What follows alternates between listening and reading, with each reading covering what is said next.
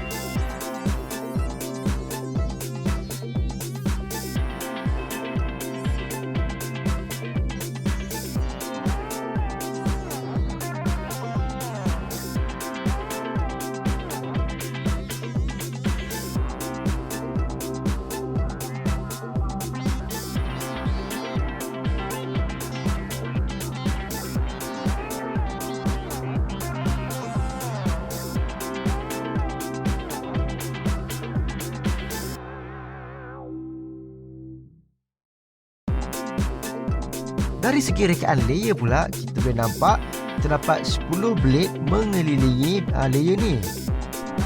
Di bahagian tengah ni pula kita boleh nampak ada macam ukiran gambar naga.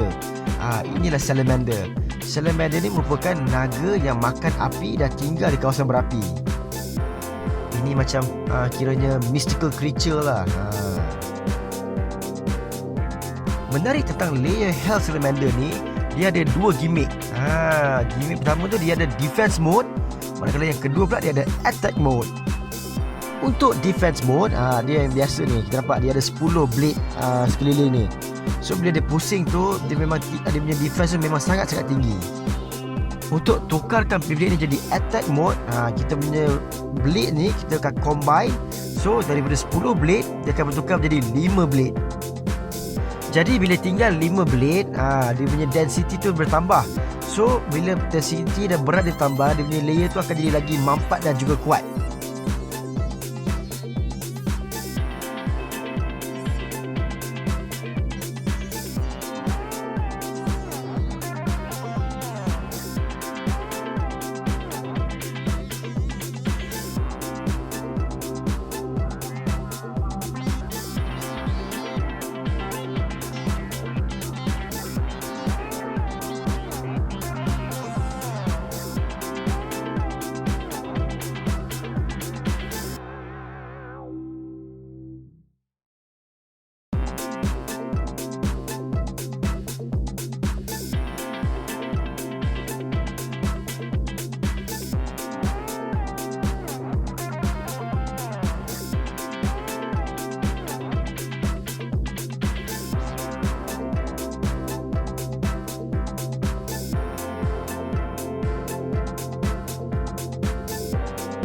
Bagi disk dia pula, dia menggunakan forge disk nombor 12.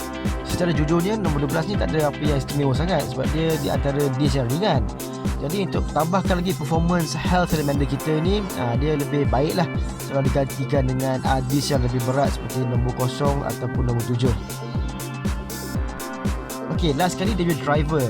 Dia menggunakan driver operate. Kalau perasan dekat bawah ni, dia macam ada dua mode. Dia ada defense dan juga attack.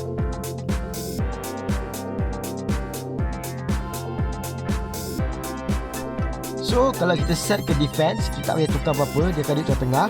So bila kita launch kita punya Beyblade ni, dia akan movement dia akan lebih centralized. So dia akan duduk kat center saja.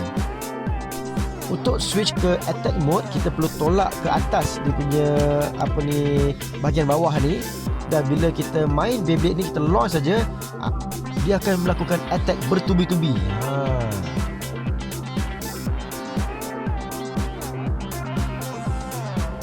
Jadi secara kesimpulannya, Beyblade Health Salamander ni merupakan antara Beyblade yang sangat-sangat bagus untuk kita custom. Sebab dia punya layer dia power, driver dia power. Just perlu tukar D saja.